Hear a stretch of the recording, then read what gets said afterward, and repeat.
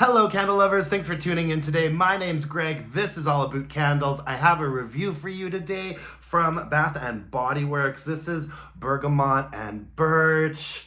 I really think that this label is stunning. I really loved this whole collection of candles that came out last year. We've got a cute lid on there, sort of like a hammered effect on the lid.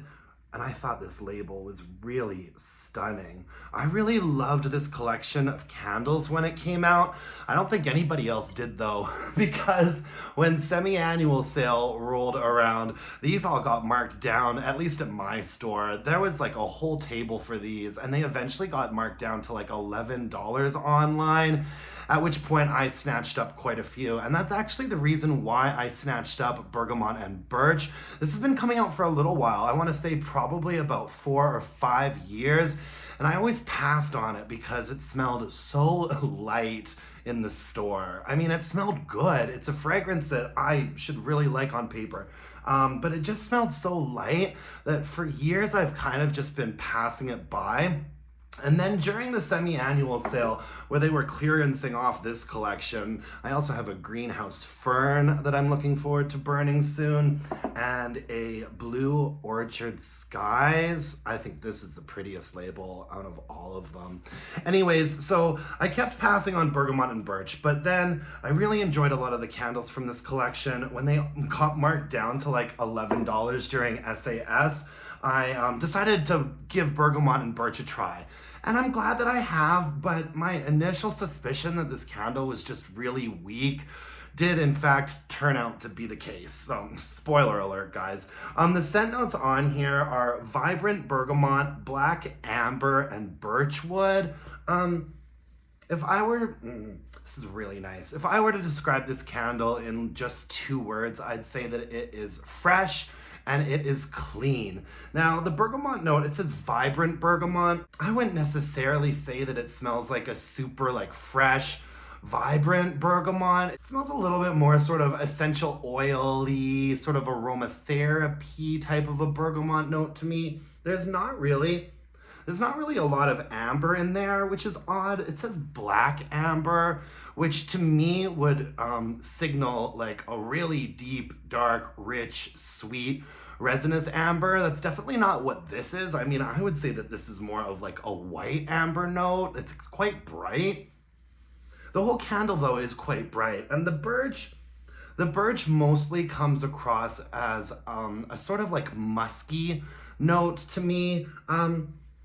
It's not a very like cologne-y candle. It actually leans a little bit more feminine, I think. Perhaps a little bit perfumey and body care, but not 100%. It's got a nice sort of like natural, like airy freshness to it. I've officially started like dipping my toe in the waters of spring, you guys. I'm so excited to be burning some spring candles, even though it is still like minus 30 degrees outside where I am, minus 30 degrees Celsius. I have just had enough. You know what I mean? In fact, Lisa Smith, she comments on my videos a lot, and she's not a seasonal burner. She always lets me know what she's burning, and she was telling me she was burning a mahogany coconut the other day, and I just thought, oh my gosh, that smells so good. Let me fire up a mahogany coconut, and I'm glad I did. Usually, as I sort of transition into like spring home fragrances, I like to start off with a lot of like fresh and clean fragrances, even if it's like sort of laundry day category fragrances, linen fragrances, like spring cleaning fragrances. And I thought this was a really nice candle to sort of start like really dipping my toe into spring here. I'd say more than anything, it's like a bright, fresh, and clean candle. It smells very natural. It smells quite outdoorsy. I really, really, really like the fragrance, which is why it's, you know, just such a shame for me to have to report to you that the strength and throw was really not good. Now, the candle did burn really, really beautifully, like all the way from top to the bottom. It burned so nice, so cleanly. I have absolutely no complaints about the burn, and it is really lovely. Maybe I will repurchase this. Maybe I'll repurchase this and see if it does a little bit better in like a candle crock in my bedroom, because I really did fall in love with the fragrance, but I think that I enjoyed the fragrance more when I was just like picking up the candle and smelling it on cold, because it was really, really weak when it was burning.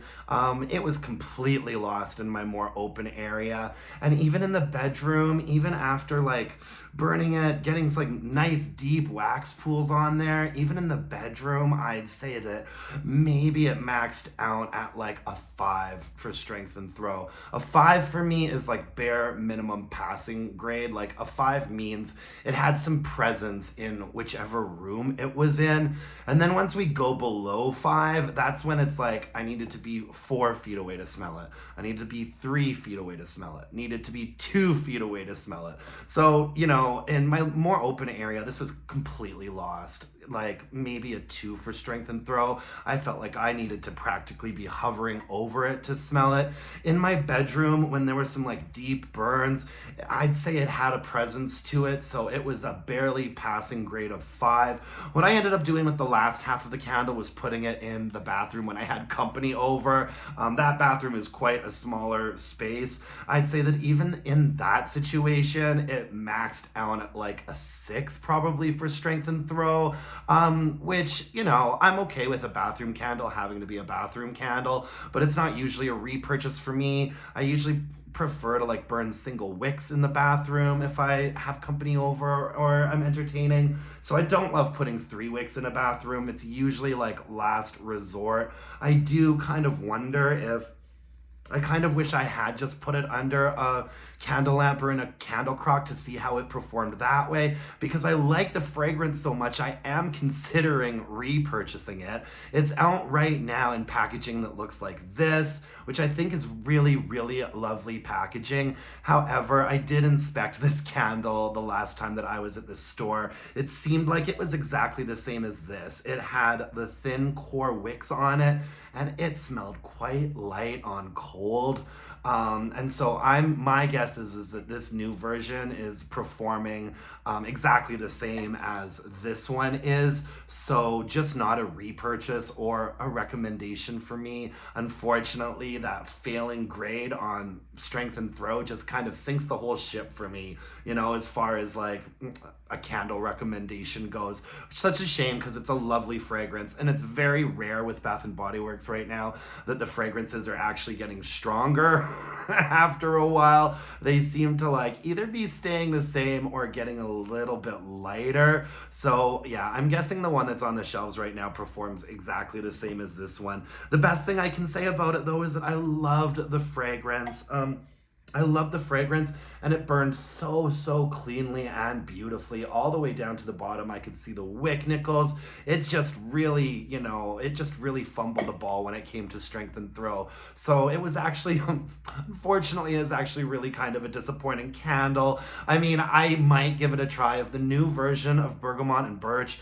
If we end up seeing that around for semi-annual sale at like $11 Canadian or 75% off, I think I might give it a try just to put it in a candle crock. I think it'd be a really nice bedroom fragrance. So I might give it another go round, but I'm not holding out my breath. I'd have to get it for quite a good deal. I honestly just don't like, as much as I might love a fragrance, sometimes a candle doesn't have to be super strong for me to enjoy having it around. You know what I mean? But I'm just kind of at a point now where I don't want to be repurchasing candles that I think are too light. Right? Voting with my dollar. You know what I mean? So that is the story of Bergamot Birch, my friends. Thank you so much for joining me today. I really appreciate it. Send me your burning questions to allaboutcandles@gmail.com. You can follow me on Instagram at allaboutcandles. And if you could hit me up with a like, comment, subscribe to my channel, that would really mean the world to me. And until next time, my dear, gorgeous, and beautiful candle-loving friends, let's burn some candles and bitch about it. Thanks, folks. Bye now.